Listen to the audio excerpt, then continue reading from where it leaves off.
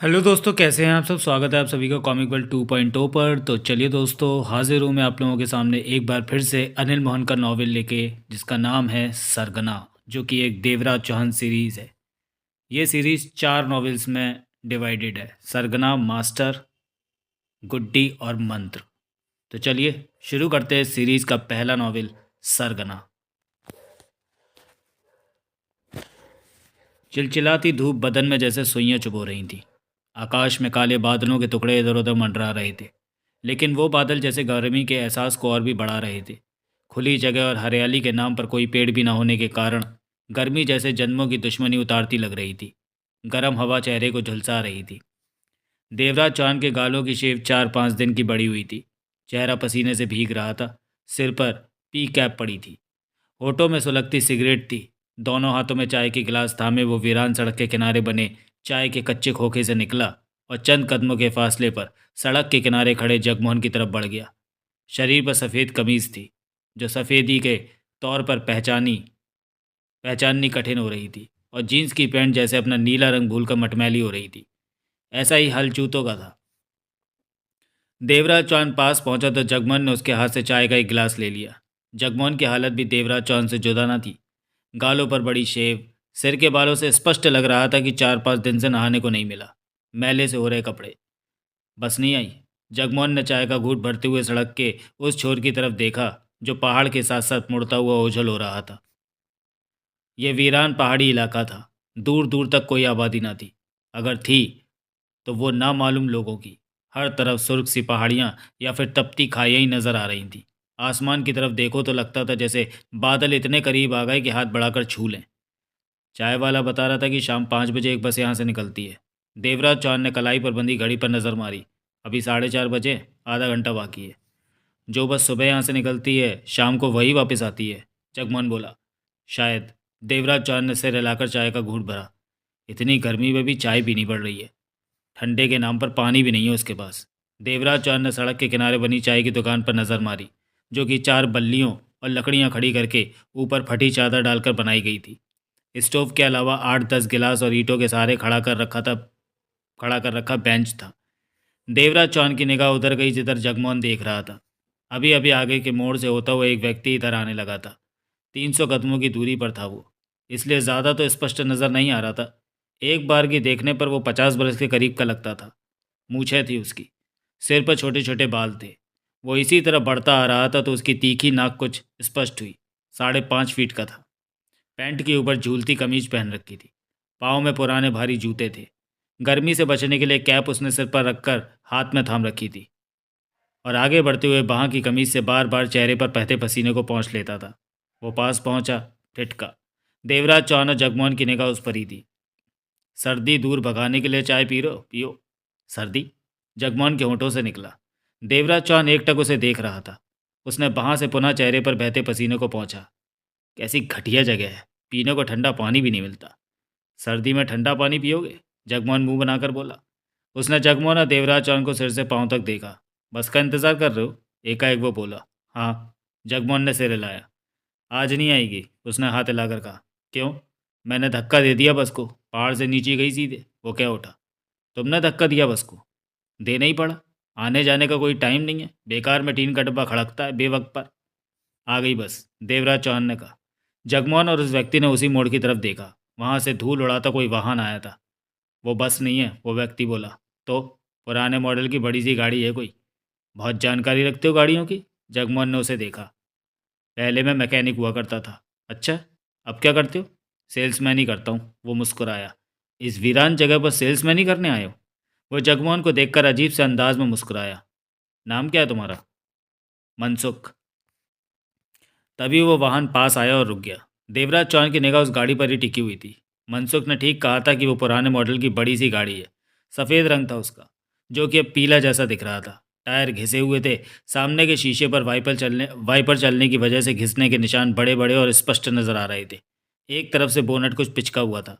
बस की जगह ये गाड़ी तो नहीं आ गई आज? जगमोहन बोला। मनसुख की निगाहें उस गाड़ी पर ठहर चुकी थी। पुराने शीशे के पीछे 2-3 व्यक्ति हिलते नजर आ रहे थे। गाड़ी के पास खड़े होते ही डीजल की तेज स्मेल उनकी सांसों से टकराने लगी थी। देखते देखते आगे का दरवाज़ा खुला और 35 बरस का मोटा सा व्यक्ति नीचे उतरा। उसने बारी बारी तीनों को देखा, फिर जगमोहन को हाथ से इशारा करके बोला, ए तू इधर आ। मैं? जगमोहन की आंखें सिकुड़ी। हाँ, तेरे से ही कह रहा हूँ। जगमोहन आगे बढ़ा। मनसुख कभी उस व्यक्ति को देखता तो कभी गाड़ी पर नजर मारता। देवराज चौहान के चेहरे पर उलझन नजर आने लगी थी। जगमोहन उसके पास पहुंचा तो वो आदमी बोला, मेरे को जानता है? नहीं, लेकिन मैं तेरे को जानता हूँ। कहने के साथ ही उसने दांत फाड़े और रिवॉल्वर निकालकर हाथ में ले ली। देवराज चौहान के चेहरे पर सख्ती सी उभरी। मनसुख शांत खड़ा रहा। रिवॉल्वर क्यों निकाली? जगमोहन ने पूछा। तेरे लिए। तेरे को गाड़ी में बिठाकर ले चलूंगा। गर्मी बहुत है, बियर पिलाऊंगा। चल बैठ गाड़ी में। उसने रिवॉल्वर वाले हाथ से गाड़ी की तरफ इशारा किया। जगमोहन वहीं जमा उसकी आंखों में झांकने लगा। देवराज चौहान ने हाथ अपनी जेब में डाला कि गाड़ी की तरफ से आवाज़ आई, हाथ बाहर मत निकालना। देवराज चौहान ने उधर देखा। गाड़ी की खुली खिड़की पर गन की नाल रखी दिखी। देवराज चौहान होठ भींचकर रह गया। जगमोहन ने भी गन की झांकती नाल देखी। वो पागल है, उस मोटे व्यक्ति ने आँख से गाड़ी की तरफ इशारा करके कहा। गोलियां चलाना उसका शौक है। जगमोहन खड़ा रहा। उसने रिवॉल्वर की नाल उसकी कमर से लगा दी। क्या चाहता है? पहले बियर पिलाऊंगा। वो हंसा। फिर बताऊंगा। मेरे को देख, बियर पी पी के मोटा हो गया हूँ। जगमोहन ने उसकी आंखों में झाँका। गाड़ी में बैठता है या गोली मारूं? बैठता हूँ। कहने के साथ ही जगमोहन गाड़ी की तरफ बढ़ा। मोटा उसके पीछे रिवॉल्वर थामे हुआ था। देवराज चौहान जेब में हाथ डाले, चेहरे पर कठोरता समेटे खड़ा देखता रहा। खिड़की से अभी भी गन की नाल झांकती उसकी तरफ थी। उसने पहले जगमोहन को गाड़ी में डाला, फिर खुद भीतर जाकर दरवाज़ा बंद कर लिया। वैन स्टार्ट थी और देखते देखते आगे बढ़ती चली गई। तभी मनसुख जाती गाड़ी को देखते ही चिल्लाकर कह उठा, मैं जानता हूँ तुम लोगों को, कमीने हो तुम। मैं छोड़ूंगा नहीं तुम्हें सालों कुत्तों। और वो गाड़ी जगमोहन को लिए दूर होती चली गई। देवराज चौहान की नज़रें गाड़ी पर ही थी। गाड़ी मिनट भर में आगे के किसी मोड़ पर मुड़कर नज़रों से ओझल हो गई। ले गए बेचारे को। मनसुख बुरा सा मुंह बनाकर कह उठा। देवराज चौहान ने कठोर निगाहों से मनसुख को देखा। वो तुम्हारा कुछ लगता था या मेरी तरह राह चलता था? मनसुख ने देवराज चौहान से पूछा। लगता था। फिर तो मुझे उसके अपहरण का दुख है। देवराज चौहान ने खाली हाथ जेब से बाहर निकाला। कौन थे वे लोग? देवराज चौहान ने पूछा। कौन थे? मुझे क्या पता। तुम तो कह रहे थे कि तुम जानते हो उन लोगों को। वो तो मैं यूं ही गुस्से में कह रहा था। मनसुख मुस्कुराकर बोला। तो तुम नहीं जानते उन्हें? नहीं। देवराज चौहान शांत भाव से मुस्कुराकर बोला। मुझे तो लगता है कि तुम उन्हें जानते हो। नहीं जानता। बताना नहीं चाहते? मनसुख की नज़रें देवराज चौहान पर जा टिकी। अगर मेरे दोस्त को कुछ हो गया तो मैं तुम्हें नहीं छोड़ूंगा। मैंने क्या किया है? तुम उन लोगों को जानते हो जो जगमोहन को ले गए हैं और मुझे बता नहीं रहे। पागल तो नहीं हो तुम? मनसुख ने मुंह बनाया। मैं किसी को नहीं जानता। देवराज चौहान उसे देखता रहा, बोला कुछ नहीं। मैं चलता हूँ। मनसुख ने हाथ हिलाया। पैदल ही जाना है मैंने, बस का इंतज़ार नहीं करना है। कहने के साथ ही वो पलटा और जानलेवा गर्मी और धूप में आगे बढ़ गया। देवराज चौहान उसके पीछे चल पड़ा। तुम क्यों पैदल चढ़ पड़े? बस आएगी। मैंने उसे धक्का देकर गिराया नहीं है। मनसुख उसे पीछे आते देखकर बोला। मेरे दोस्त जगमोहन को कौन लोग ले गए ये बता दो तो मैं तुम्हारे पीछे नहीं आऊँगा। मैं नहीं जानता उन लोगों को। चलते चलते मनसुख ने हाथ हिलाकर लापरवाही से कहा। देवराज चौहान उससे 2 कदम पीछे चल रहा था। पथरीला रास्ता था। पाँव के नीचे छोटे छोटे पत्थर आ रहे थे। एक तरफ पहाड़ थे तो दूसरी तरफ तपती खाई। पहाड़ की छोटी सी छाया आ जाती तो उन्हें राहत सी मिलती। मनसुख आगे चलते चलते 2-3 बार गर्दन घुमाकर पीछे आते देवराज चौहान को देख चुका था। बता दो मुझे उन लोगों के बारे में, देवराज चौहान ने कहा। तुम खामखा अपने दोस्त जगमोहन को मौत के करीब भेज रहे हो, मनसुख बोला। तुम्हारे पीछे आकर? हाँ। वो कैसे? अगर यही वक्त तुम अपने दोस्त की तलाश में लगाओ तो बेहतर होगा, शायद वो बच जाए। जब तक तुम मुझे बताओगे नहीं कि उसे कौन लोग ले गए तो मैं उसे कैसे बचाऊंगा? दोनों आगे बढ़ते जा रहे थे। मनसुख आगे और देवराज चौहान उससे 2-3 कदम पीछे। मैं उनके बारे में जानता तो अवश्य बता देता। तुम जानते हो उन लोगों को। तुम्हारे कहते देने से क्या होता है? ढलते सूरज की तपती गर्मी में उन दोनों का बुरा हाल था। पाँव के नीचे कोई कोई पत्थर आ जाता तो कभी कभार उसके लुढ़कने की आवाज़ सुनाई दे जाती। चलते चलते मनसुख ने गर्दन घुमाकर देवराज चौहान के चेहरे पर निगाह मारी। तुम्हारा नाम क्या है? देवराज चौहान। पहले तो मैं कभी इस तरफ नहीं देखा। दोनों आगे बढ़ते जा रहे थे। पहली बार इधर आया हूँ। कहाँ से? मुंबई से। बहुत लंबा रास्ता तय किया, इधर कैसे आ गए? ये जगह तो भारी दुनिया से लगभग कटती हुई है। वैसे भी शरीफ लोग कम ही आते हैं इधर। क्या काम था इधर? देवराज चौहान ने जवाब नहीं दिया। मैंने पूछा है तुमसे। मैं तुम्हें अभी नहीं बता सकता कुछ। क्यों? पहले ये बताओ कि मेरे दोस्त को कौन लोग ले गए। वो मुझे आसपास के इलाकों के ही लगते हैं। मनसुख चुप रहा। मेरी यहाँ किसी से दुश्मनी नहीं कि कोई मुझे या मेरे दोस्त जगमोहन को नुकसान पहुँचाए। मैं तो यहाँ किसी को जानता भी नहीं। 2 दिन ही तो हुए हैं मुझे और मेरे दोस्त को मजीरा से यहाँ आए हुए। बिना दुश्मनी के कोई किसी पर हाथ नहीं डालता, खास तौर से किसी का अपहरण नहीं करता। चलते चलते मनसुख कह रहा था, इधर वे लोग बिना वजह किसी को देखते भी नहीं। कोई खास बात होगी तभी तो वो तुम्हारे दोस्त को उठाकर ले गए, और तुम बता भी नहीं रहे कि किस काम के लिए इधर आए हो। मेरी इधर किसी से कोई दुश्मनी नहीं, नया आया हूँ। ये तो बता दो कि क्या करने आए, सुनकर शायद मैं तय कर सकूं कि तुम किस चक्कर में फंसे हो। देवराज चौहान कुछ ना बोला। वे इसी प्रकार आगे बढ़ते रहे। पसीने की लकीरें शरीर पर रेंगती सी महसूस हो रही थी। तुम यहीं रहते हो? देवराज चौहान ने पूछा। हाँ। कब से? मेरा बाप यहीं का था, 15 साल का था मैं जब वो मर गया था, मनसुख ने कहा। तो मैकेनिक हो? वो तो मैं मजाक कर रहा था। यानी कि सेल्समैन भी नहीं हो? देवराज चौहान की निगाह चलते चलते उसकी पीठ पर टिकी। सेल्समैन तो हूँ। चलता हुआ घूमकर मुस्कुराते हुए उसने पीछे देखा। किस चीज़ का? किसी भी चीज़ का हूँ, तुम्हें क्या? ठीक कहते हो, मुझे क्या? देवराज चौहान बोला। तुम मुझे उन लोगों का पता ठिकाना बता दो जो मेरे दोस्त का अपहरण करके ले गए। तुम उन्हें जानते हो और उनके बारे में मुझे बताना ही होगा। मैं उन लोगों के बारे में कुछ नहीं जानता। मनसुख आगे चलता रहा और देवराज चौहान 3-4 कदम पीछे। सूर्य कब का पश्चिम में छिप चुका था, परंतु ज़मीन की तपिश अभी भी बहुत बाकी थी। हवा में झुलसती सी महसूस हो रही थी। पहाड़ी ढलवा रास्ता पहाड़ के साथ साथ आगे को जाता जा रहा था। कुछ देर में अंधेरा होने को था, परंतु वो बस पीछे की तरफ से अभी तक नहीं आई थी। मनसुख और देवराज चौहान के चेहरे पर गर्मी की मार और थकान स्पष्ट नजर आ रही थी।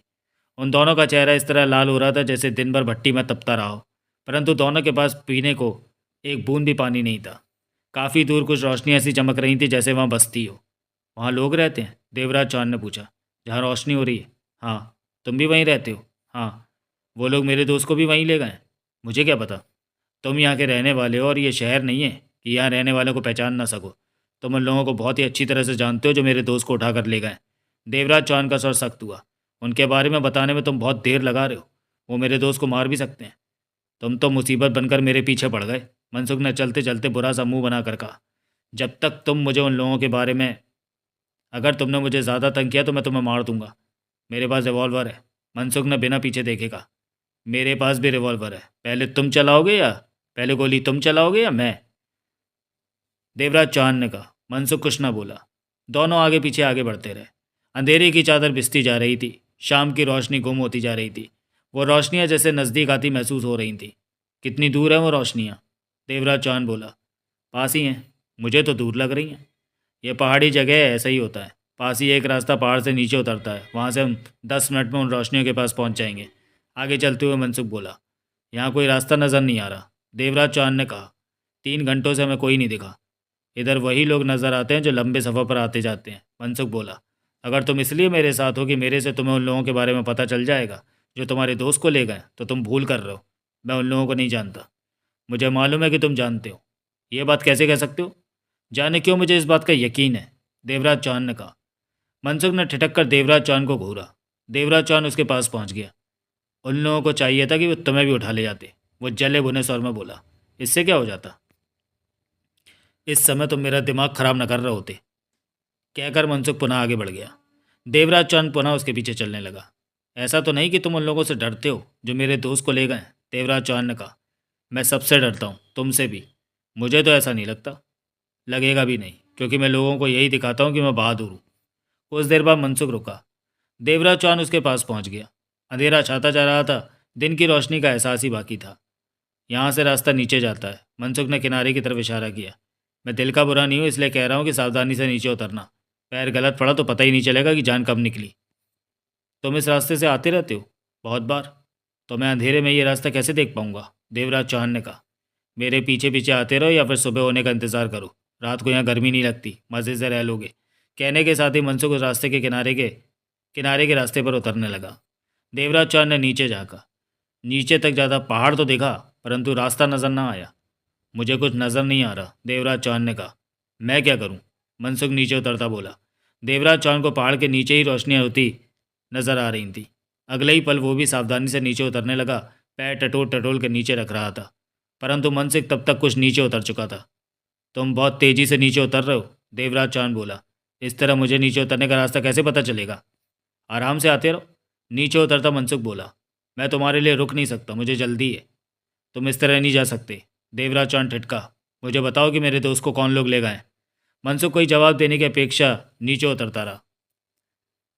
देवराज चौहान को उस पहाड़ी रास्ते से सावधानी से नीचे उतरने में 25 मिनट लगे। तब तक मनसुख गायब हो चुका था। वहाँ रात के अंधेरे के अलावा कुछ न था।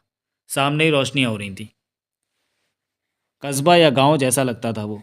यहाँ तक कभी कभार शोर सा आता सुनाई दे जाता था। देवराज चौहान उस शोर की तरफ चंद्रमा की रोशनी में 3-4 फीट के नजर आ रहे रास्ते में आगे बढ़ गया। 5 मिनट में ही देवराज चौहान एक दो रास्ते उतरकर उन रोशनियों के बीच जा पहुंचा। वो कस्बा सा लग रहा था। कच्चे पक्के मकान बने हुए थे, हर जगह ही रोशनियाँ हो रही थीं। उन मकानों में ईंटों का इस्तेमाल कम ही किया हुआ था। अलबत्ता पहाड़ी लाल पत्थर लगाकर वो मकान खड़े कर रखे थे। कुछ कच्चे मकान थे, छज्जों की जगह लकड़ी के फट्टे फंसा रखे थे। कहीं तिरपाल पड़ी नजर आ रही थी। हर जगह ही रोशनियाँ हो रही थी। लोग आ जा रहे थे, परंतु उनकी संख्या बहुत कम थी। एक पुरानी सी कार अभी अभी उसके पास से निकली थी। सड़क ज़्यादा बेहतर नहीं लग रही थी। ठिठका सा देवराज चौहान कई पलों तक हर तरफ नजरें दौड़ाता रहा। शायद वो ये फैसला कर रहा था कि किधर जाए। वो जगमोहन का पता लगाना चाहता था। रात भी कहीं गुजारनी थी और ये जगह उसके लिए बिल्कुल ही अनजान थी। वो नहीं समझ पा रहा था कि जगमोहन को उठा ले जाने वाले लोग कौन हैं। जगमोहन के साथ वो अयूब खान की तलाश में यहाँ आ रहा था और अभी पहुंचा भी नहीं था इस बस्ती में कि कोई जगमोहन को उसके सामने ही उठाकर ले गया। ये महज इत्तेफाक नहीं हो सकता था। जगमोहन को कौन ले गया ये बात मनसुख बता सकता था, लेकिन जाने क्यों बताने से कतरा रहा था और मौका पाते ही मनसुख खिसक भी गया। ऐसे में मनसुख की तलाश जरूरी थी। अयूब खान को भी ढूंढना था। जगमोहन जहाँ भी था उसे भी खोज निकालना था। देवराज चौहान उस 14 फीट चौड़े रास्ते पर आगे बढ़ गया। पहाड़ों में बसा ये कस्बा अजीब सा ही लग रहा था। ये रास्ता समतल था। कुछ आगे गया तो एक आदमी झूमता सा आता हुआ दिखाई दिया। पास पहुंचकर देवराज चौहान ने उसका रास्ता रोक लिया। क्या है? वह नशे में हाथ हिलाकर बोला। इधर ही रहता है तू? देवराज चौहान बोला। इधर से क्या मतलब है तेरा, पागल कहीं का? इस जगह का नाम क्या है? उसने आंखें फाड़कर देवराज चौहान को देखा। तेरे को नहीं पता? जो पता है उसे पक्का करना चाहता हूँ, देवराज चौहान ने कहा। मुझे तो तू पागल लगता है। देवराज चौहान ने हाथ बढ़ाकर उसकी कमीज़ का कॉलर पकड़ लिया। ये क्या करता है? वो नशे में तड़पा। पहाड़ के नीचे फेंक दूंगा, देवराज चौहान ने कठोर स्वर में कहा। जो पूछ रहा हूँ उसका जवाब देता रहे। ठीक है। इसका इस जगह का नाम बता। रानो। मनसुख को जानता है? कौन मनसुख? मैं नहीं जानता। खान को? खान? खान तो बहुत है यहाँ, मुझे क्या पता है कि तू किस खान को पूछ रहा है? अयूब खान। नहीं जानता। अयूब खान कौन है? मैं नहीं जानता। उसने इनकार में सिर हिलाया। देवराज चौहान ने कमीज़ का कॉलर छोड़ा तो वो कमीज़ ठीक करते क्या उठा। आधी तो उतार दी, अब वापस जाकर फिर से 2 पैक मारने पड़ेंगे। देवराज चौहान आगे बढ़ गया। सुन तो, अपने बारे में तो बता दे। देवराज चौहान आगे बढ़ता चला गया। इधर उधर की दुकानें बंद थीं। दुकानों के पीछे छोटे छोटे घर भी बने दिखाई दे रहे थे। आगे ढलवा रास्ता आ गया था। देवराज चौहान नीचे उतरने लगा। अभी आधा रास्ता ही उतरा था कि ठिठका। बाईं तरफ बोर्ड लगा था जिस पर सुरजीत का दारू खाना लिखा। तेज रोशनी में वो बोर्ड चमक रहा था। भीतर से आवाज़ें भी बाहर आ रही थीं। कुछ क्षण ठिठका रहा देवराज चौहान, फिर दारू खाने के नीले पेंट हुए लकड़ी के दरवाजे की तरफ बढ़ा और दरवाज़ा खोलते हुए भीतर प्रवेश किया और ठिठका। लकड़ी का बना हुआ वो हॉल था। फर्श को लकड़ी के फट्टों से बनाया गया था। लकड़ी की जैसे खुद की बनाई टेबल कुर्सियां वहाँ करीब 15 के करीब बिछी पड़ी थीं, जिन पर 30-35 लोग बैठे पीने और शोर करने में मस्त थे। उनके उस पार पट्टा लगाकर बार काउंटर जैसा बना रखा था, जिसके पीछे रैक था और देसी विदेशी और विस्की की बोतलें कतार से लगा रखी थी। बार के फट्टे के इस तरफ 5-7 ऊंचे ऊंचे स्टूल रखे हुए थे। देवराज चौहान उन टेबलों के बीच में से रास्ता बनाता बार के उस फट्टे तक पहुंचा, जिसके पीछे मैली सी बनियान और पजामा पहने एक व्यक्ति खड़ा था। बाल उसके बिखरे से लग रहे थे। आंखों से स्पष्ट लग रहा था कि उसने भी 1-2 पैक लगा रखे। वहाँ एक ही स्टूल खाली था। देवराज चौहान उस पर जा बैठा। इस जगह पर ठीक ठीक बातें करने का शोर उभर रहा था। वो व्यक्ति देवराज चौहान की तरफ सरक आया। क्या लोगे? उसने आंखें नचाकर देवराज चौहान से पूछा। बियर। ठंडी या गर्म? क्या मतलब? ठंडी बियर 150 की, गर्म 100 की। खोलने के और गिलास में डालने के 10 रुपये अलग से, क्योंकि गिलास को धोना भी पड़ता है और इस पार पर पानी की किल्लत है। ठंडी दो। 160 रुपये निकालो। एकाएक उसने हाथ बढ़ाया। दारू खाने में पैसे पहले, पीने के बाद आदमी कहता है कि किस बात के पैसे, और इसे समझाने में मेरे आदमियों का वक्त बर्बाद हो जाता है। देवराज चांद ने 500 का नोट निकालकर फट्टे पर रखा। बाकी रख लो, हिसाब होता रहेगा। उसने देवराज चांद पर निगाह मारी, नोट को पजामे की जेब में रखा और एक तरफ रखी पेटी खोला और उसमें से ठंडी बियर निकाली, खोली, गिलास में डालकर गिलास और बियर की बोतल दोनों ही उसने देवराज चांद की तरफ सरका दी। उसकी शांत निगाह देवराज चांद पर उठ रही थी। फिर वह दूसरे ग्राहक से बात करने में लग गया।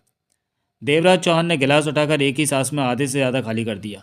दिन भर गर्मी में झुलसते रहने की वजह से चेहरा अभी भी तप सा रहा था। स्टूल पर बैठे देवराज चांद की नज़रें वहाँ बैठे लोगों पर ही घूम रही थी। पहले नहीं देखा तुम्हें? वो व्यक्ति पुनः देवराज चांद के पास सरक आया। देवराज चांद ने उसे देखा और गिलास खाली कर दिया। रानों में पहली बार आया हूँ, तभी तो मैं कहूँ कि यहाँ का आदमी कभी भी 500 का नोट, 500 का पत्ता देकर नहीं कहेगा कि हिसाब कर लेंगे। उसने सिर हिलाया। देवराज चांद ने बियर की बोतल से पुनः गिलास भरा और खाली बोतल उसकी तरफ सरका दी। उसने फट्टे से बोतल उठाई और झुकते हुए कहीं नीचे रख दी। कहाँ ठहरे हो? अभी तो आया हूँ, ठहरा कहाँ हूँ? देवराज चांद ने उसे देखते हुए 2 घूंट मारे। मैं यहाँ पर लोगों को ठहराने का काम भी कर लेता हूँ, अगर दाम ठीक मिले, वो बोला। रानों में 2-4 छोटे से होटल हैं, उनमें बढ़िया सुविधा मेरे यहाँ है, ठहरोगे? देवराज चांद ने गिलास खाली कर दिया। एक बियर और दो। तुम तो पानी की तरह बियर पी रहे हो। दिन भर गर्मी में तपता रहा, बियर तो ठंडा पानी लग रही है, देवराज चांद ने कहा। उसने एक बियर और निकाल कर खोली और गिलास में भर दी। क्या नाम है तुम्हारा? सुरजीत। कहाँ के रहने वाले हो? 17 साल की उम्र तक पंजाब में रहा था, वो लापरवाही से बोला। किसी से झगड़ा हुआ तो उसे कुएं में फेंक कर भाग आया, उसके बाद वापस नहीं गया। पुलिस पकड़ने नहीं आई? पुलिस का रानों में क्या काम? वो पहली बार मुस्कुराया। 2 बार पुलिस चौकी बनाई थी यहाँ, और दोनों ही बार सारे पुलिस वाले गायब हो गए, सिर्फ एक की लाश मिली थी। यहाँ हम लोगों की अपनी दुनिया है। ये पहाड़ है तो भारत सरकार के अधीन ही। हाँ। देवराज चांद बियर का घूंट भरता इधर उधर देखता रहा। कमरा तैयार करवाऊँ तुम्हारा? करवा दूँ। 1 रात के 3,000। देवराज चांद ने सुरजीत को देखा, फिर जेब से 500 के 6 नोट निकालकर उसे दिए। सुरजीत नोटों को पजामे की जेब में डालता क्या उठा। वैसे तो ये 1 रात का किराया है, खाने का अलग से होता है, लेकिन तुम्हें रात का खाना मुफ्त में। मुझे ही क्यों? तुम मुझे पसंद आ गए। कहने के साथ ही सुरजीत 2 कदम हटाकर खड़े व्यक्ति को बोतल देने का मोल भाव करने लगा। उससे फुर्सत पाकर उसने एक को पास बुलाकर कहा, ऊपर वाला कमरा तैयार कर, साफ ठहरेंगे। पानी भर के रख ठंडा, और खाना शानदार होना चाहिए। बढ़िया। देवराज चांद ने वो गिलास खाली किया और बोतल की बाकी बियर भी गिलास में डाल ली। अब गर्मी से कुछ राहत मिलती महसूस हो रही थी। वह पुनः देवराज चांद की तरफ सरक आया। नाम क्या है तुम्हारा? देवराज चौहान। रानों में जिंदा रहना है तो सतर्क रहना होगा। यहाँ सिर झुकाकर जी आ जाता है या सतर्क रहकर? सुरजीत बोला। देवराज चांद ने उसे देखा और सोच भरे ढंग में सिर हिला दिया। रानों में कोई भी खामखा नहीं आता। सुरजीत बोला। तुम्हारा इधर आना कैसे हुआ? घूमने आ गया। सुरजीत के माथे पर बल पड़े।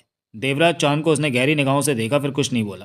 तभी सुरजीत का वो व्यक्ति देवराज चांद के पास आकर बोला, कमरा तैयार है, चलो दिखा दूँ। देवराज चांद ने सुरजीत को देखा तो सुरजीत क्या उठा। जाओ, थके हुए हो, घर जैसा आराम मिलेगा। देवराज चांद ने बियर का गिलास खाली किया और उठ खड़ा हुआ। एक तरफ कोने में लकड़ी की सीढ़ियाँ थीं। वो देवराज चांद को इन सीढ़ियों से ऊपर ले गया और एक कमरे का बंद दरवाज़ा खोलकर भीतर ले आया। वो साधारण सा कमरा था।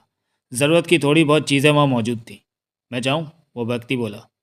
नाम क्या है तेरा? देवराज चांद ने उसे देखा। मूरत, उसने नाम बताया।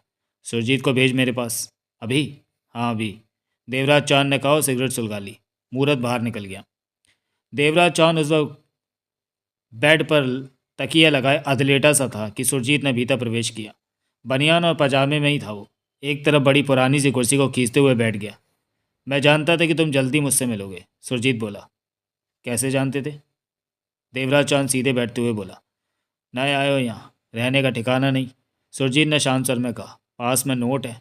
यहाँ वही आता है जो कानून से भागा हुआ होता है या फिर कोई और वजह होती है। बिना कारण कोई इधर नहीं आता।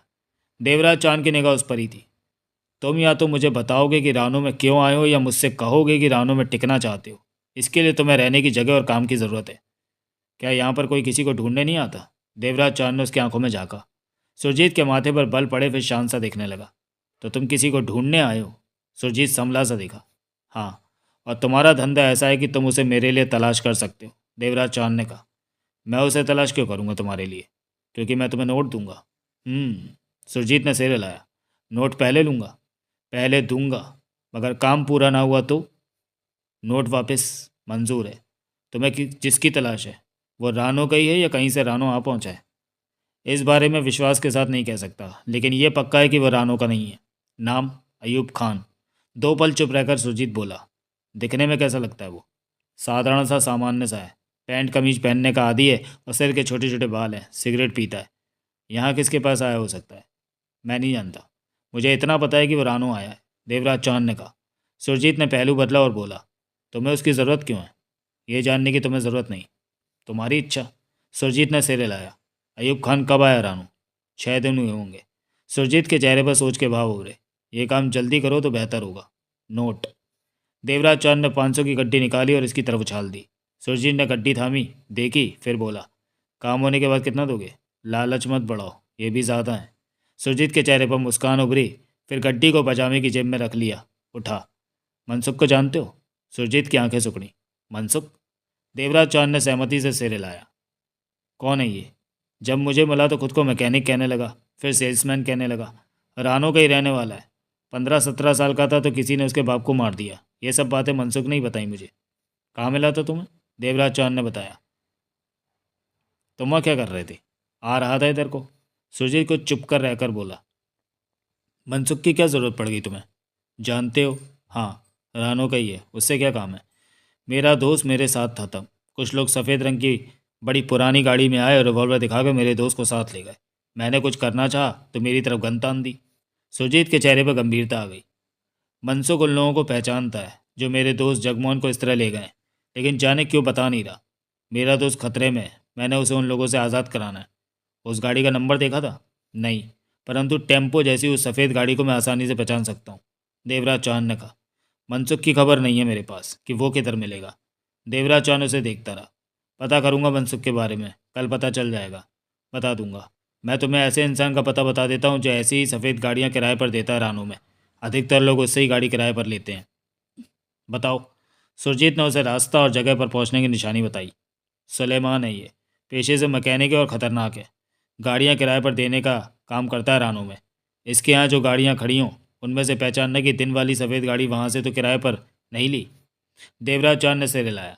सुरजीत जाने लगा तो देवराज चौहान बोला, तुमने उसका हुलिया जानने की चेष्टा नहीं की जो मेरे दोस्त को रिवॉल्वर दिखाकर अपने साथ ले गया? अब बता दो। वो 5 फीट का मोटा सा दिखता था। उसके सिर के बाल छोटे और घुंघराले थे।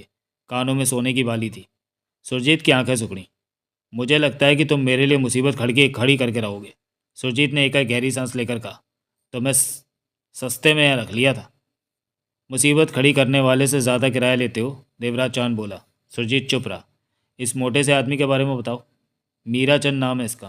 5-7 साल पहले नागपुर में खून खराबा करके आया था।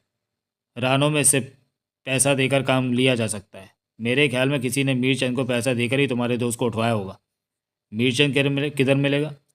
रमेश के होटल में जाओ, मीरचंद वहीं होगा। वो अक्सर वहीं पर ही मिलता है। सुरजीत ने शांत स्वर में कहा। किसी को भी ये ना बताना कि तुम यहाँ ठहरे हो। मैं नहीं चाहता कि कोई यहाँ आकर तुमसे झगड़े।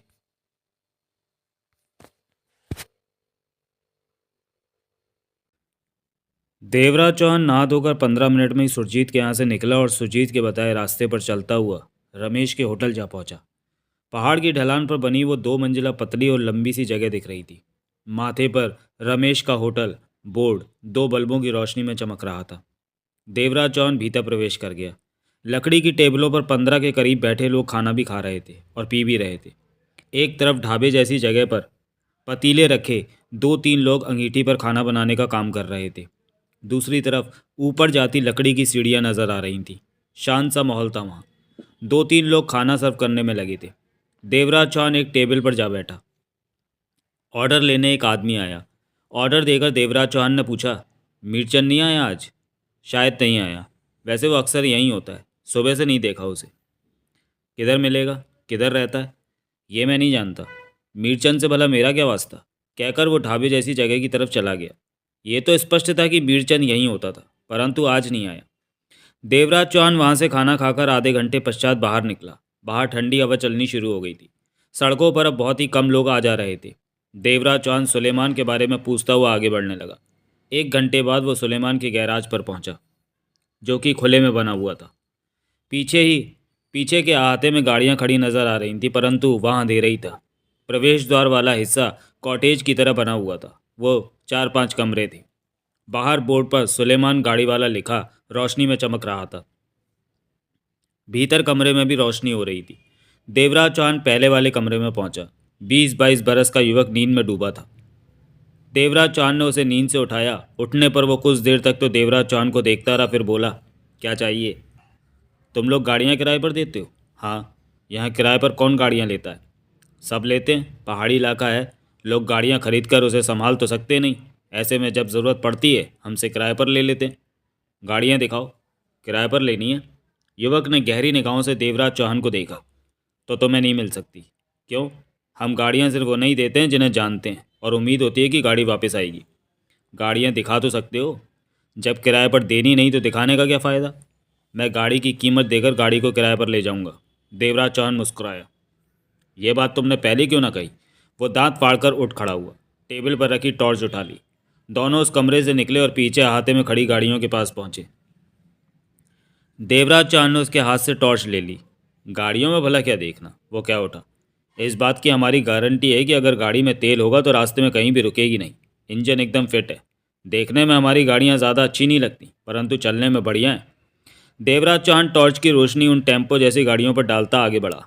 वो 4 गाड़ियाँ थीं, चारों सफ़ेद थीं। आखिर में खड़ी गाड़ी पर टॉर्च की रोशनी डालते ही वह ठिठक गया। उस गाड़ी का बोनट पिचका हुआ था और शीशों पर वाइपर के गहरे निशान नजर आ रहे थे। यही वो गाड़ी थी जिसमें जगमोहन को डालकर ले जाया गया था। लगता है ये गाड़ी पसंद आ गई है। चलो उसी कमरे में, तुमसे इस गाड़ी की बात करनी है, देवराज चौहान ने कहा। चलो चलो। जो गाड़ी मुझे पसंद आई वो आज दिन में किसी को किराए पर दी थी? देवराज चौहान ने पूछा। हाँ, उसने सिर हिलाया। शाम को ही तो वापस आई है। कौन ले गया था किराए पर वो गाड़ी? क्यों? उस युवक ने आंखें नचाई। तुम क्या उससे ये पूछोगे कि गाड़ी कैसी चलती है? रास्ते में कोई परेशानी तो नहीं देती? अजीब इंसान हो तुम। गाड़ी किराए पर ले रहे हो या रिश्ता कर रहे हो, जो इधर उधर से पूछने की ज़रूरत पड़ गई? हमारी हर गाड़ी विश्वास के काबिल है। देवराज चौहान ने सिगरेट सुलगाई। तुम रानो के तो नहीं लगते। बाहर से आया हूँ। कब? आज दिन में ही। तुमने बताया नहीं कि दिन में ये गाड़ी कौन किराए पर ले गया था? ये बातें हम नहीं बताते। क्यों नहीं बताते? तो नहीं बताते, युवक ने सिर हिलाकर कहा। तुम गाड़ी किराए पर लेने के बाद यहाँ से चले जाओगे तो तुम्हारे बारे में कोई पूछेगा तो उसे भी हम तुम्हारे बारे में नहीं बताएंगे। लेकिन मैं उसके बारे में जानना चाहता हूँ। कोई फ़ायदा नहीं। वो मोटा सा आदमी था जो गाड़ी किराए पर ले गया। युवक सतर्क हो गया। नाम उसका मीरचंद है। युवक देवराज चौहान को देखता रहा। मैं जानना चाहता हूँ कि वो कहाँ रहता है, कहाँ मिलेगा। देवराज चौहान के सर में किसी तरह का भाव नहीं था। नहीं जानता। युवक की निगाह अभी भी देवराज चौहान पर थी। देवराज चौहान ने कठोर निगाहों से युवक को देखा और जेब से रिवॉल्वर निकालकर टेबल पर रखी। युवक की आंखें सिकुड़ी। देवराज चौहान ने 500 के 2 नोट भी टेबल पर रखे। युवक देवराज चौहान को घूरने लगा। ये फैसला तुम पर है कि अब क्या चाहते हो, गोली या 1000 रुपये? मीरचंद कहाँ रहता है ये तो तुम्हें हर हाल में बताना ही पड़ेगा। नहीं बताओगे तो गोली खाओगे, बताओगे तो 1000 रुपये खा लेना। युवक के होंठ सिकुड़े। देवराज चौहान उसे देखता रहा। तुम बच्चों वाली बात कर रहे हो? एकाएक युवक। वो कैसे? उसने फुर्ती से रिवॉल्वर उठाई और नाल देवराज चौहान की तरफ कर दी। ऐसा? देवराज चौहान उसे देखता रहा। भरी हुई रिवॉल्वर किसी के सामने रखकर उसे धमकी देना बच्चों वाली बात नहीं तो और क्या है? पहले देख तो लो कि वो सच में भरी हुई है। देवराज चौहान मुस्कुराया। वो चौंका।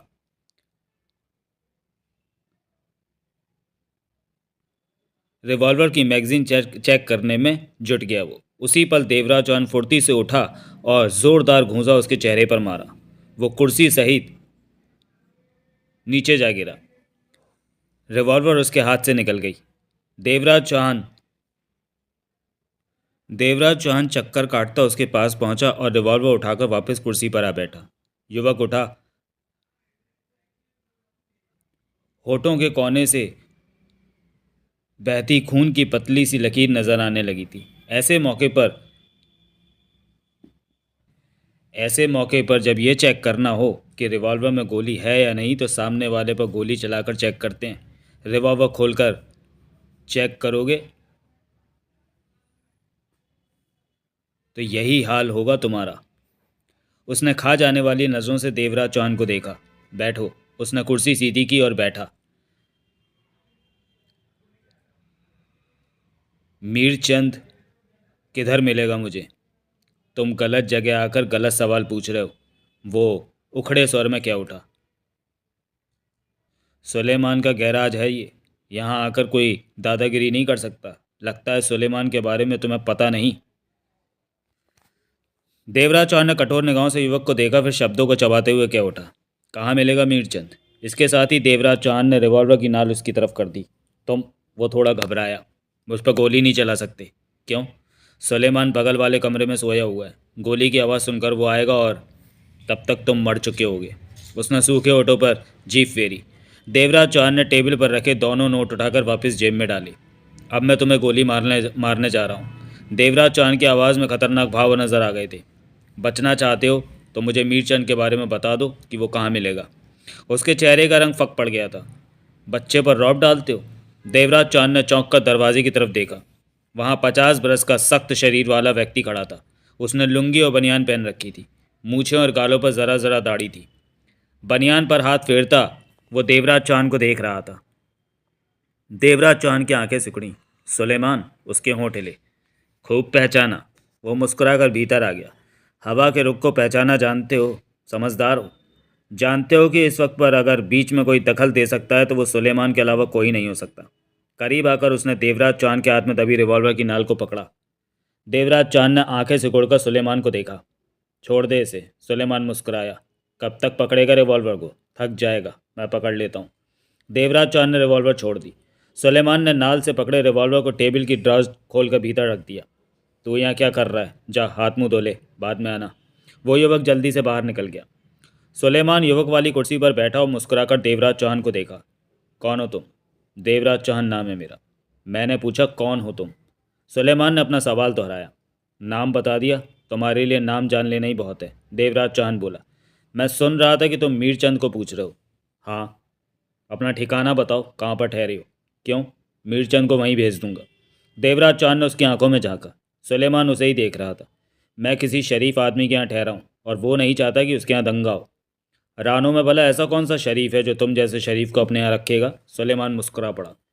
मीरचंद को तुम यहीं बुला लो। इधर अपने यहाँ? सुलेमान के होठों से निकला। हाँ। मैं क्या तेरे को बदमाश लगता हूँ जो उसे यहाँ बुला रहा है? सुलेमान हंस पड़ा। देवराज चौहान ने उसे घूरा। पंगा क्या है? एकाएक सुलेमान ने पूछा। देवराज चौहान उसे देखता रहा। सुलेमान की नज़रें उस पर ही रहीं। दिन में जब मैं रानो आ रहा था तो तुमसे किराए पर ली गाड़ी में मीरचंद अपने एक दो साथियों के साथ आया और मेरे दोस्त को रिवॉल्वर दिखाकर साथ ले गया, देवराज चौहान ने कहा। मतलब कि ज़बरदस्ती? हाँ। तो तुम क्या करते रहे? गोली मार देनी थी उसे। सुलेमान मुस्कुराया। मीरचंद के साथी ने मेरी तरफ गन कर दी थी। समझा। तो अब तुम मीरचंद की तलाश कर रहे हो। मुझे अपना दोस्त चाहिए। ये तुम जानो, मेरा इस मामले से कोई वास्ता नहीं। मेरी गाड़ी को हर कोई किराए पर ले जाता है, फिर वो लोग क्या करते हैं इसकी जिम्मेदारी मुझ पर नहीं होती। रानों में सबका अपना कानून है। मीरचंद कहाँ मिलेगा? ये नहीं बता सकता, लेकिन मीरचंद के पास सुबह तक तुम्हारे बारे में खबर पहुंचा दूंगा। वो मुझे कहाँ मिलेगा?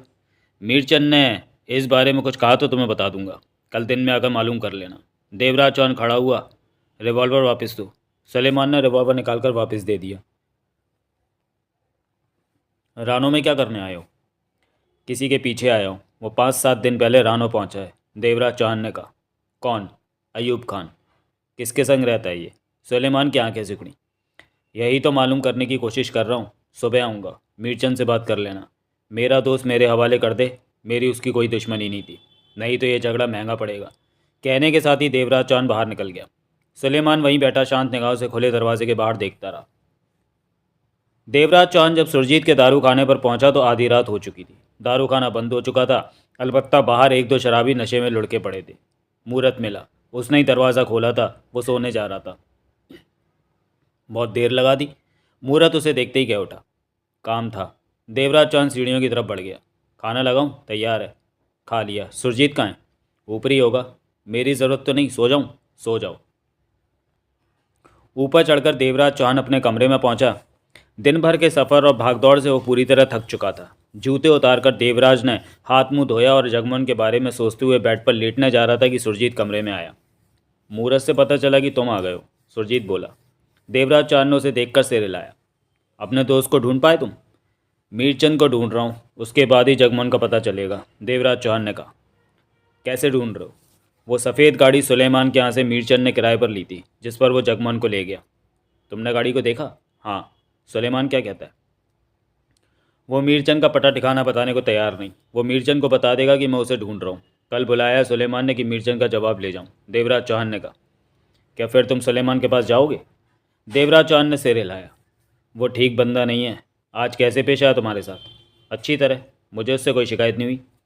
वो ना समझ में आने वाला इंसान है, हो सकता है कल तुम्हें गोली मार दे। ध्यान रखूँगा। रानों के आदमी मीरचंद के सामने पढ़ना पसंद नहीं करते। मुझे जगमोहन चाहिए। मैं किसी दुश्मनी की खातिर उसे तलाश नहीं कर रहा, देवराज चौहान बोला। सुरजीत गंभीर नजर आ रहा था। तुम खुद को खतरे में डाल रहे हो। मीरचंद तुम पर भारी पड़ेगा, सुरजीत ने कहा। देवराज चौहान के चेहरे पर छोटी सी मुस्कान उभरी और लुप्त हो गई। तुमने अयूब खान के बारे में पता किया? कल दिन में इस बारे में कुछ कह सकूंगा। किसी को कह तो दिया है पता करने को। वो 5-7 दिन पहले ही रानो पहुंचा है। याद है मुझे, तुमने बताया था। सो जाओ, रात बहुत हो गई है, सुरजीत ने कहा और बाहर निकल गया। देवराज चौहान ने सिगरेट सुलगा ली। देवराज चौहान के पीछे आया था सुलेमान के यहाँ काम करने वाला युवक। देवराज चौहान को आधी रात में अंधेरे में अपना पीछा किए जाने का एहसास न हो सका था, जबकि सावधानी के तौर पर उसने इधर आते हुए 2-4 बार पीछे भी देखा था। उस युवक का नाम गगन था। देवराज चौहान जब सुरजीत के दारू खाने में गया तो उसने स्पष्ट देखा कि दारू खाना बंद हो चुका है और मूरत ने दरवाज़ा खोला है। गगन अंधेरे में आधा घंटा वहीं रहा। भीतर की रोशनियां बंद होती उसने देखी। कुछ देर और इंतजार किया उसने, फिर समझ गया कि देवराज चौहान वहीं ठहरा है। उसके बाद वो वहां से हटा और तेजी से अंधेरे में एक तरफ बढ़ गया। उसके चलने में बहुत तेज़ी थी। अंधेरे में उसने कई रास्ते पार किए, ऐसे रास्ते जो नज़र भी नहीं आ रहे थे। उससे जाहिर था कि इन रास्तों पर चलने का वो अभ्यस्त है। काफ़ी देर बाद वो एक छोटे से मकान के बंद दरवाजे पर पहुंचा, जिसका सामने का हिस्सा लाल पत्थरों से बना हुआ था और उसमें दरवाज़ा लगा रखा था। बाकी की दीवारें लकड़ी की थी, छत भी लकड़ी की थी। उस वक्त भीतर अंधेरा था जब गगन ने दरवाज़ा खटखटाया था। दूसरी बार खटखटाने पर भीतर लाइट जली। कुछ पलों बाद थोड़ा सा दरवाज़ा खुला और रिवॉल्वर की नाल दिखी। फिर थोड़ा सा दरवाज़ा और खुला और मनसुख दिखा।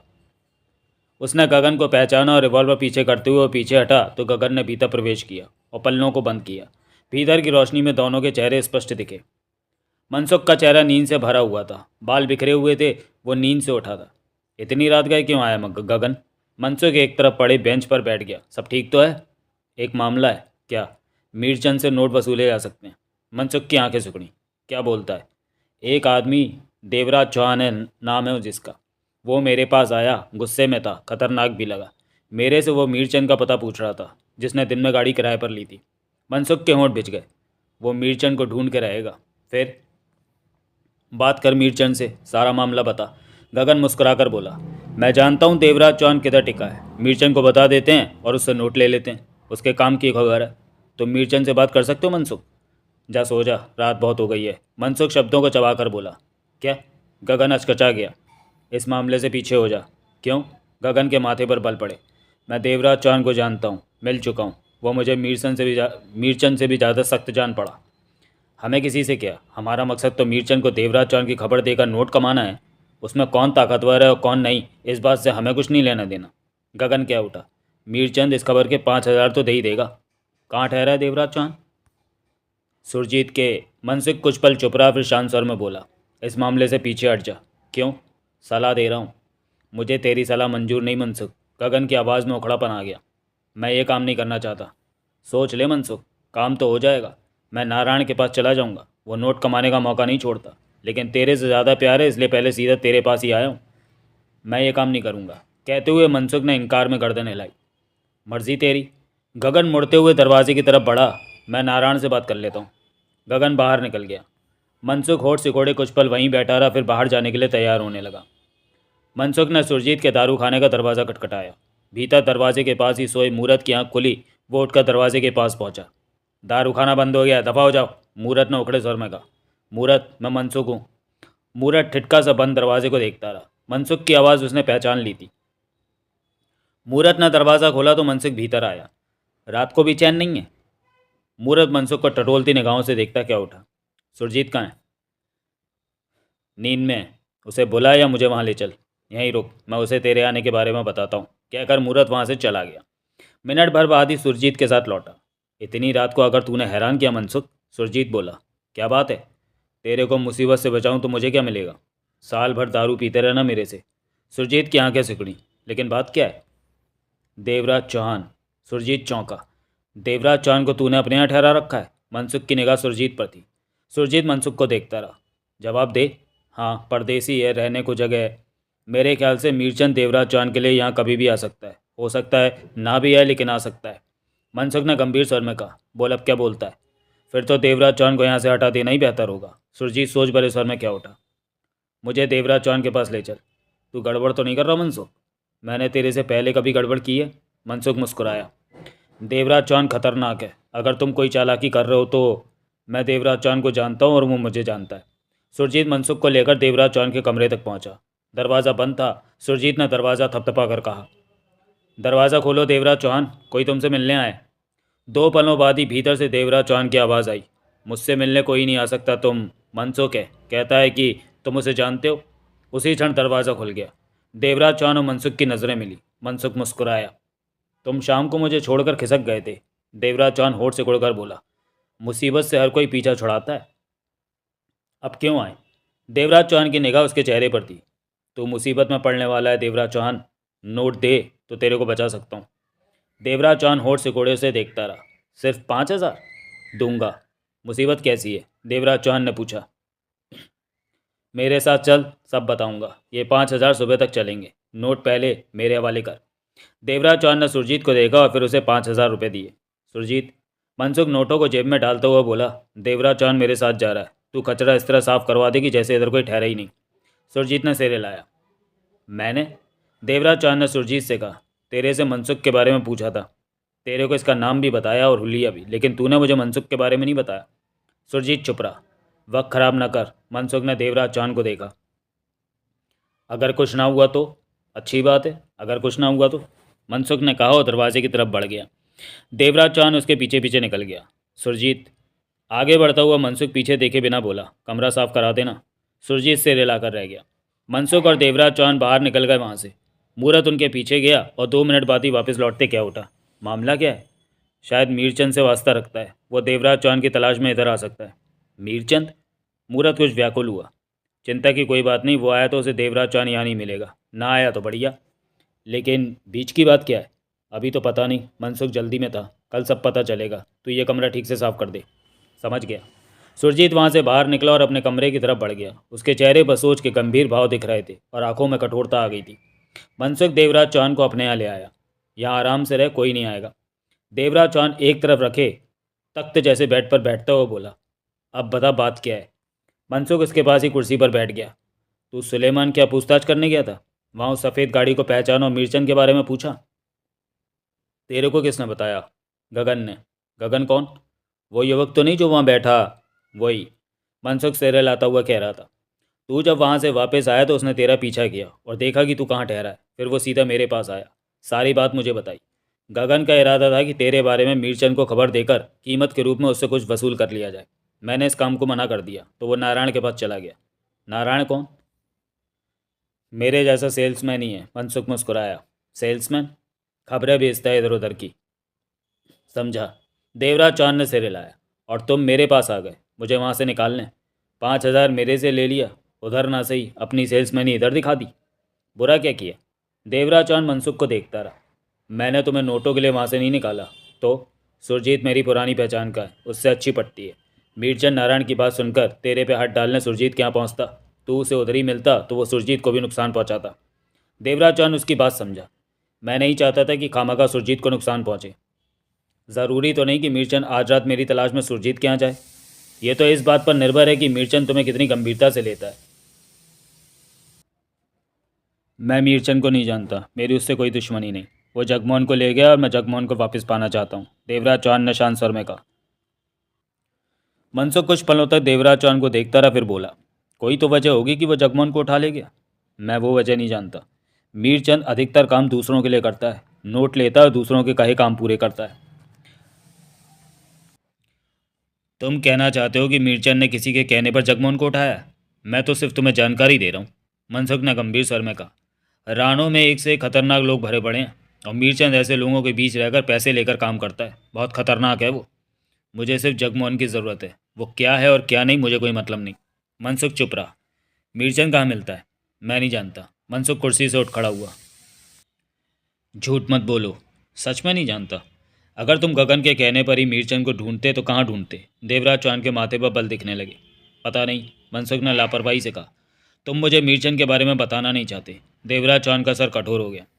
बेकार की बातें बहुत करते हो तुम। रात गहरी हो गई है, मुझे नींद आ रही है। तुम्हें भी सो जाना चाहिए देवराज चौहान, और याद रखना तुम्हारा दिया 5,000 कल सुबह की चाय तक ही चलेगा। उसके बाद तुम्हें यहाँ से जाना होगा या फिर 5,000 और देना होगा। मीरचंद का ठिकाना बताने की कीमत क्या लोगे? मनसुख मुस्कुराया और पलट कर बाहर की तरफ जाते क्या उठा। मैं वहीं तक नोट खाता हूँ जहाँ तक हजम हो जाए, अपना पेट खराब करने में यकीन नहीं रखता। मनसुख चला गया। देवराज चौहान आंखें सिकोड़े खुले दरवाजे को देखता रहा। प्यारे पाठकों, अब ये जान लेना ज़रूरी हो गया है कि मुंबई में देवराज चौहान, जगमोहन और अयूब खान किन हालातों से गुजरे थे। असल मामला क्या है? जब कुछ दिन पहले देवराज चौहान मुंबई से दिल्ली जाने के लिए विमान में पहुंचा तो तभी से ही ये शुरू हुआ था ये मामला। आइए देख लेते हैं कि कुछ दिन पहले क्या हुआ था।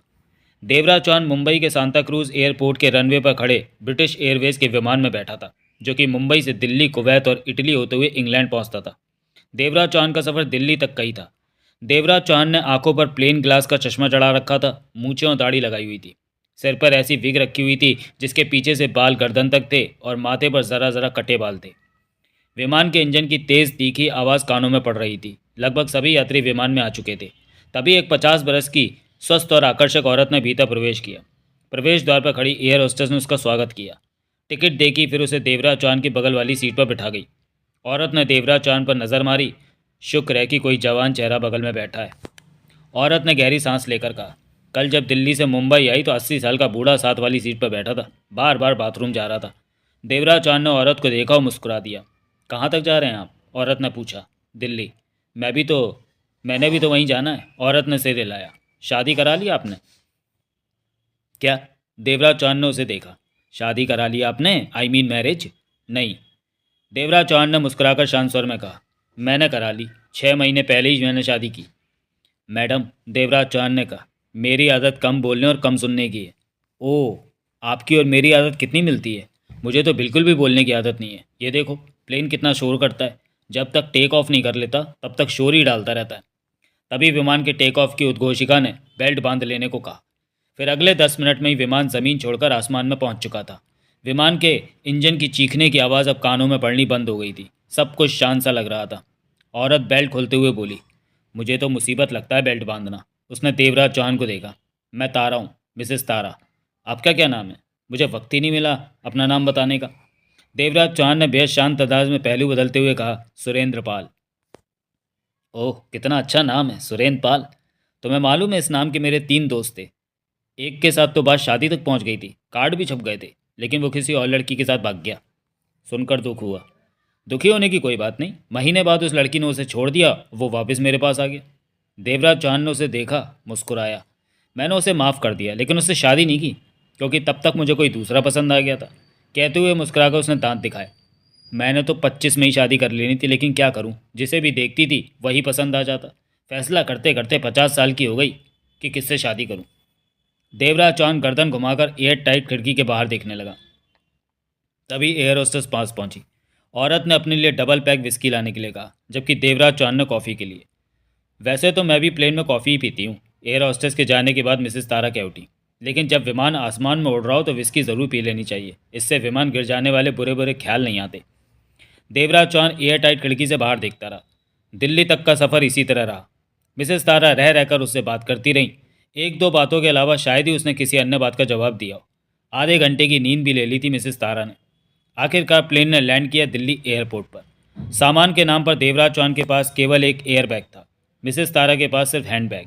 दोनों लगभग एक साथ ही ग्रीन लाइन से बाहर निकले। सुरेंद्र पाल जी, मिसेस तारा क्या उठी, मेरा ड्राइवर कार लेकर आया होगा, मेरे साथ चलिए। मैं मेहरबानी, देवराज चौहान ने कहा और एक तरफ बढ़ता चला गया। कुछ मिनट बाद ही देवराज चौहान टैक्सी पर बैठा एयरपोर्ट से बाहर निकल रहा था। 10 मिनट ही बीते होंगे कि टैक्सी में बैठे कि पीछे से सिल्वर कलर की कार तेज़ी से आई और उसे ओवरटेक करने के बाद उसकी टैक्सी के आगे आ गई। रफ्तार कम हुई तो टैक्सी वाले को भी रफ्तार कम करनी पड़ी। देवराज चौहान फ़ौरन समझ गया कि उसे घेरा और रोका जा रहा है। इस वक्त उसके पास हथियार के नाम पर कुछ भी नहीं था। विमान में हथियार लेकर सफ़र करना खतरनाक था। पकड़ में आ जाता तो नई मुसीबत शुरू हो जानी थी। इसलिए विमान में वो बेहथियार ही आया था। साहब जी, आगे वाली कार, टैक्सी ड्राइवर ने कहना चाहा। साइड में टैक्सी रोक दो। ड्राइवर ने साइड में टैक्सी रोक दी। आगे वाली कार भी रुक गई। देवराज चौहान टैक्सी से बाहर निकला। आगे वाली कार का भी दरवाज़ा खुला और एक व्यक्ति बाहर निकला। उसने सफ़ेद सूट के साथ काले रंग की टाई लगा रखी थी, आंखों पर काला चश्मा चढ़ा रखा था। वो सांवले रंग का 35-40 वर्ष का सख्त सा व्यक्ति लग रहा था। देवराज चौहान ने उसे आज से पहले कभी नहीं देखा था। वो पास पहुंचा। देवराज चौहान की नज़रें मिलीं। उस व्यक्ति ने पीछे की तरफ इशारा किया। देवराज चौहान ने सावधानी से पीछे देखा तो चंद कदमों के फासले पर काले शीशे वाली कार खड़ी थी। वो कार बे आवाज़ सी कब पीछे आ खड़ी हुई, देवराज चौहान को पता ही नहीं चला। कौन हो तुम? देवराज चौहान ने पुनः उस व्यक्ति को देखा। देशमुख, वो सतर्क स्वर में बोला। क्या चाहते हो? उस कार तक चलो। कहने के साथ ही उसने टैक्सी के खुले दरवाजे में हाथ डालकर देवराज चौहान का ब्रीफकेस उठाया और देवराज चौहान को थमा दिया। अब तुम्हें टैक्सी की कोई ज़रूरत नहीं। ब्रीफकेस थामे देवराज चौहान खड़ा देशमुख को देखता रहा। जिस कार से मैं निकला हूँ उसमें दोनों हाथों में गनें तैयार कर रखी हैं। देशमुख बोला। मुझे जानते हो? तुम्हारी हर बात का जवाब उस कार में मिलेगा। चलो। देवराज चौहान ब्रीफकेस थामे पीछे खड़ी काले शीशे वाली कार की तरफ बढ़ा। देशमुख टैक्सी के पास खड़ा देवराज चौहान को देखता रहा। देवराज चौहान कार के पास पहुंचकर ठिठका।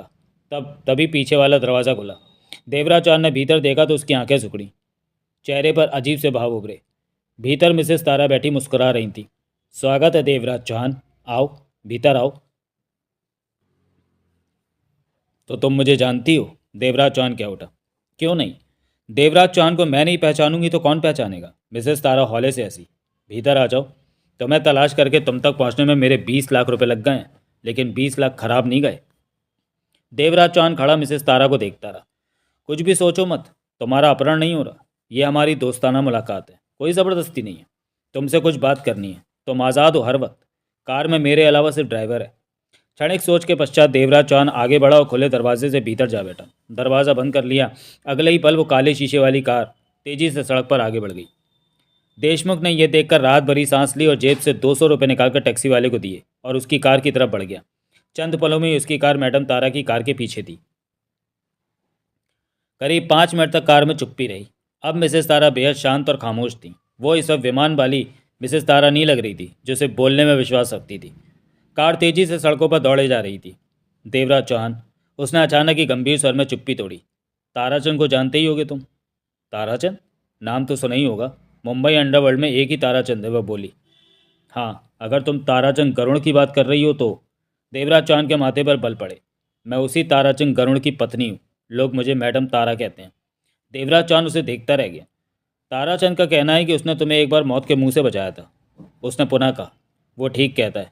8-10 साल हो गए इस बात को। देवराज चौहान ने सिर हिलाया। याद है तुम्हें? किसी का एहसान मैं कभी नहीं भूलता। सच में उस वक्त मैं मुसीबत में था और उसने बिना किसी लालच के मेरी सहायता की, शायद मेरी जान भी बचाई। वह वक्त याद है मुझे। देवराज चौहान बोला। मुझे ताराचंद नहीं तुमसे मिलने, तुम्हें तलाश करने को कहा था। क्यों? उसे तुम्हारी ज़रूरत है। ताराचंद को मेरी ज़रूरत? हाँ, मेरे ख्याल में ताराचंद अच्छी ताकत रखता है। हर काम को कर सकता है, करा सकता है। वो विश्वास से भरा सख्त जान बंदा है। उसे मेरी क्या ज़रूरत पड़ गई जो उसे तुम्हारी ज़रूरत है? मिसेस तारा गंभीर स्वर में कह उठी। ताराचंद ने कहा था कि तुम उसकी सहायता के लिए ज़रूर आ गया होगे। अगर ना हो तो तुम्हें याद दिला दूँ कि उसने तुम्हारी जान बचाई थी। तब तुमने उसे कहा था कि उसे कभी ज़रूरत पड़े तुम्हारी तो। सब याद है मुझे। मिसेस तारा देवराज चौहान को देखती रही। ये बातें तुम विमान में भी कर सकती थी। वो हमारी पहली मुलाकात थी। मैं जानती नहीं थी कि तुम्हारी आदतें कैसी हैं। तब मैं तुम्हें समझने की चेष्टा कर रही थी। फिर मिलने का इंतज़ाम तो यहाँ पर कर रखा था। ताराचंद कहाँ है? देवराज चौहान ने पूछा। मुंबई में। देवराज चौहान सोच भरे अंदाज में शीशों के बाहर दौड़ती दिल्ली की ज़िंदगी को देखने लगा। तुमने मुंबई कब वापस जाना है? ताराचंद के लिए मैं कल मुंबई पहुँच सकता हूँ। सख्त ज़रूरत है इस वक्त उसे तुम्हारी। आ जाओ। कहते हुए हैंडबैग से उसने तय किया कागज़ निकालकर देवराज चौहान की तरफ बढ़ाया। इसमें वो फ़ोन नंबर लिखा जिस पर ताराचंद या मैं ही बात करूंगी। देवराज चौहान ने कागज़ खोलकर नंबर देखा, पढ़ा, फिर उसे फाड़कर बाहर फेंक दिया। ये नंबर मुझे याद रहेगा। मिसेस तारा ने सिर हिलाया, फिर बोली। कहाँ जाना है तुम्हें? वहीं। मुझे यहीं उतार दो, देवराज चौहान ने कहा। ड्राइवर, कार रोको। कार सड़क के किनारे रुकी। देवराज चौहान ब्रीफकेस थामे दरवाज़ा खोलकर बाहर निकला। भीतर देखा। मिसेस तारा से नज़रें मिली। आना ज़रूर। ताराचंद तुम्हारा इंतज़ार कर रहा है देवराज चौहान, उसे तुम्हारी ज़रूरत है। देवराज चौहान ने सिर हिला दिया। मिसेस तारा ने ड्राइवर को चलने के लिए कहा तो कार उसी पल आगे बढ़ गई। अगले दिन देवराज चौहान दोपहर बाद मुंबई सांताक्रूज एयरपोर्ट पर विमान से उतरा। एयरपोर्ट से ही उसने मिसेस तारा के दिए नंबर पर फ़ोन किया। हेलो। मिसेस तारा की आवाज़ देवराज चौहान के कानों में पड़ी। मैं बोल रहा हूँ देवराज चौहान। ओह, मुंबई पहुँच गए? एयरपोर्ट से ही फ़ोन किया है। ठीक है, पार्किंग नंबर 3 में 4833 नंबर की गाड़ी खड़ी है, उसमें बैठकर तुम यहाँ आ सकते हो। याद रखना 4833 है गाड़ी का नंबर। ड्राइवर भी पास ही मौजूद होगा। मैं अभी वहाँ जाता हूँ। उसे कह दूँ कि तुम आ रहे हो? हाँ, देवराज चौहान ने कहा और रिसीवर रख दिया। 10 मिनट में ही वो पैदल चलता पार्किंग नंबर 3 में जा पहुंचा। सैकड़ों गाड़ियां वहाँ खड़ी थी। आसान नहीं था 4833 नंबर की गाड़ी को ढूंढना, लेकिन वो किसी मेहनत के बिना ही नजर आ गई। गाड़ी को इस तरह खड़ा किया गया था कि पार्किंग में प्रवेश करने वाला उसकी झलक पा ले। देवराज चौहान गाड़ी के पास पहुंचा। ड्राइवर वहाँ नहीं था। सिगरेट सुलगाते हुए देवराज चौहान ने हर तरफ नजरें घुमाई। तीसरे मिनट ही उसे सामने से एक व्यक्ति आता दिखा। वो उसे ही देख रहा था। पास पहुंचा, गाड़ी को खोला। ये गाड़ी तुम्हारी है? देवराज चौहान ने पूछा। मैं ड्राइवर हूँ। अभी अभी मुझे मोबाइल पर कहा गया है कि सवारी आ गई है, वो बोला। किसने फ़ोन किया? मैडम ने। आपका नाम? देवराज चौहान। बढ़िया। उसने फ़ौरन पीछे का दरवाज़ा खोला। देवराज चौहान भीतर जा बैठा। कुछ ही देर बाद कार सड़क पर पहुंचकर तेज़ी से दौड़ी जा रही थी। कब से कर रहे हो ताराचंद के साथ काम? देवराज चौहान ने कहा। माफ़ कीजिएगा, मैडम ने मुझे सख्ती से मना किया है कि रास्ते में आपसे कोई बात ना करूं। फिर देवराज चौहान ने कोई बात नहीं की। आधे घंटे बाद भीड़ भाड़ वाले इलाके में सड़क के किनारे कार रोकी। आप उस गाड़ी में जाकर बैठ जाइए। उसने सड़क के उस पार दूसरी तरफ जाने के लिए खड़ी एक कार की तरफ इशारा किया। देवराज चौहान ने उस पार खड़ी कार को देखा। क्यों? मैं वही कर रहा हूँ जो मुझे मैडम ने कहा था। देवराज चौहान कार से निकला और सड़क पार करता हुआ उस कार के पास जा पहुंचा। गर्दन घुमाकर इस ओर देखा तो वह कार जा चुकी थी जो उसे यहाँ तक लाई थी। देवराज चौहान ने बिना कुछ कहे दरवाज़ा खोला और कार के भीतर बैठ गया। ड्राइवर स्टीयरिंग सीट पर बैठा था। उसने गर्दन घुमाकर देवराज चौहान को देखा, फिर कार स्टार्ट करते हुए कार आगे बढ़ा दी। न ड्राइवर ने कुछ कहा न देवराज चौहान ने।